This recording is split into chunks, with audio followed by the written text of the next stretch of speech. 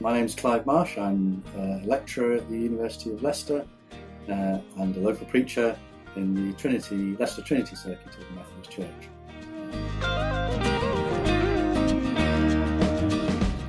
I would long for much more courageous use of poetry, visual arts, music of all kinds, which may not be explicitly religious in its content, but may nevertheless be able to contribute to how people respond.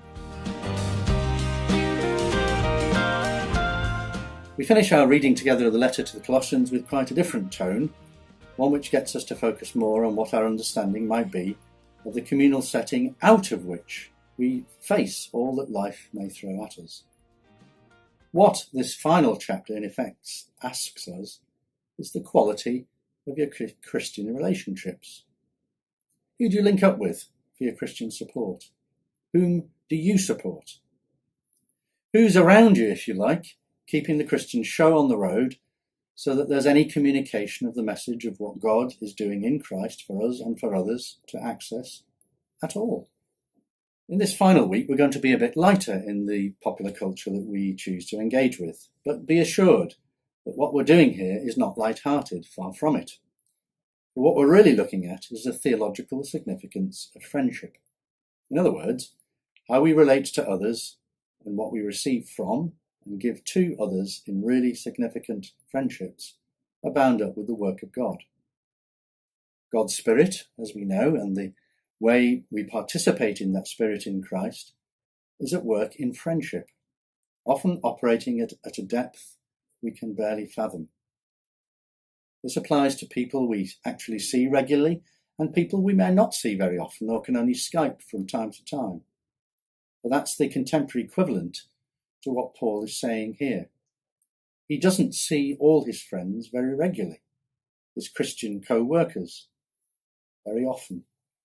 And he's in prison at the moment.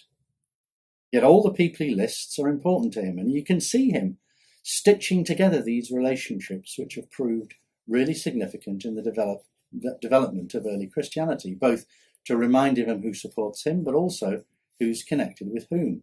So, Timothy has co-written the letter with him. But in this final chapter, all sorts of other people get a mention. Tychicus, who seems to be delivering the letter. Onesimus, a slave who we know about from the letter to Philemon. Aristarchus is present with him in prison too. Barnabas' his cousin, Mark, who also looks as though he's in prison. And Justus and Epaphras, Luke and Demas are mentioned as well.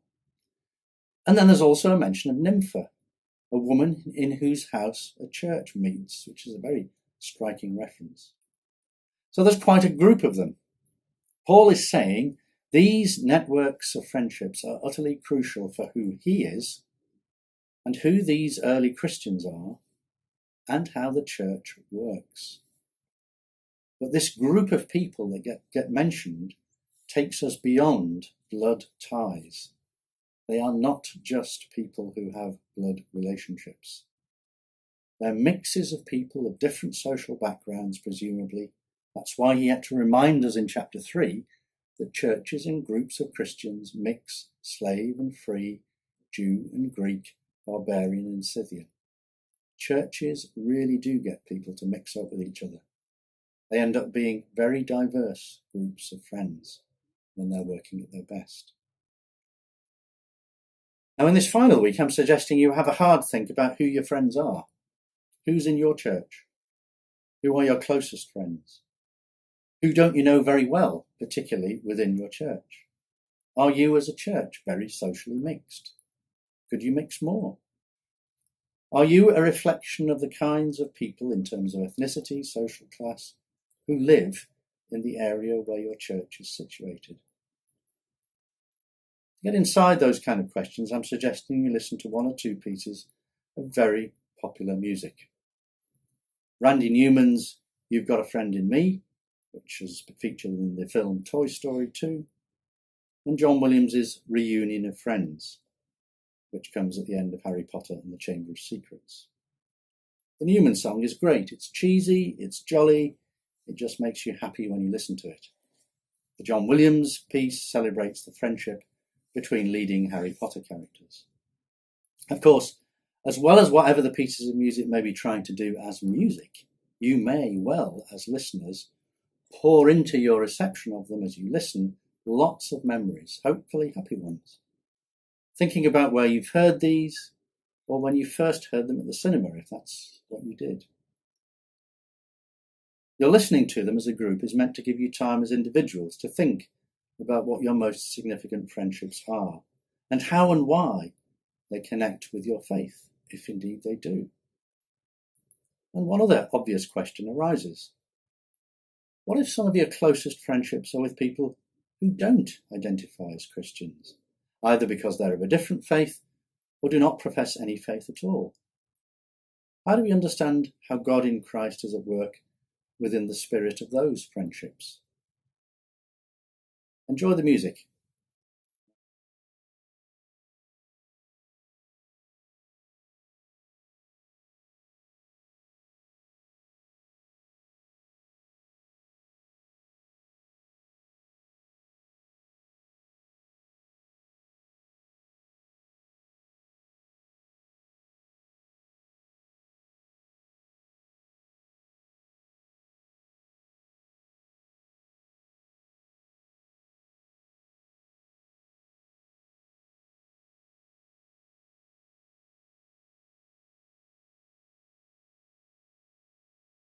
I think I've come to see friendship as so crucial in how human life develops.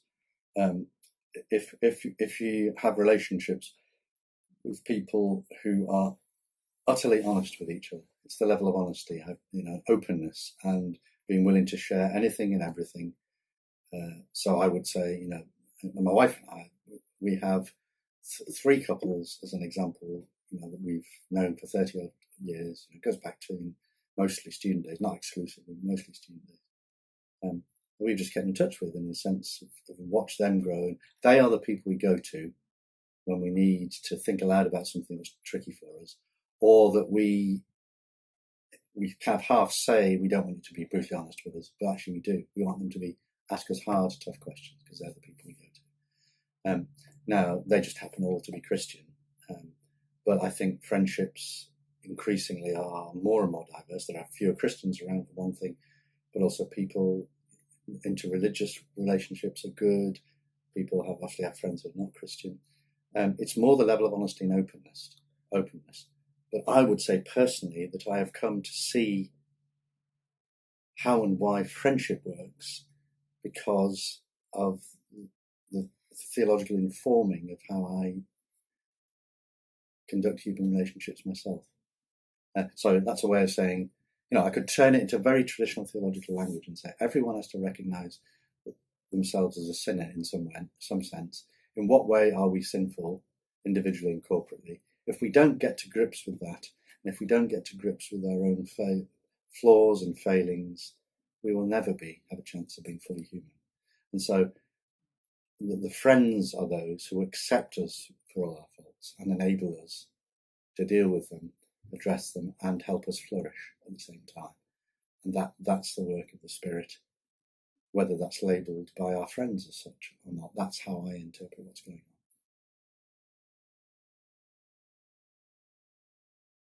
on. Absolutely.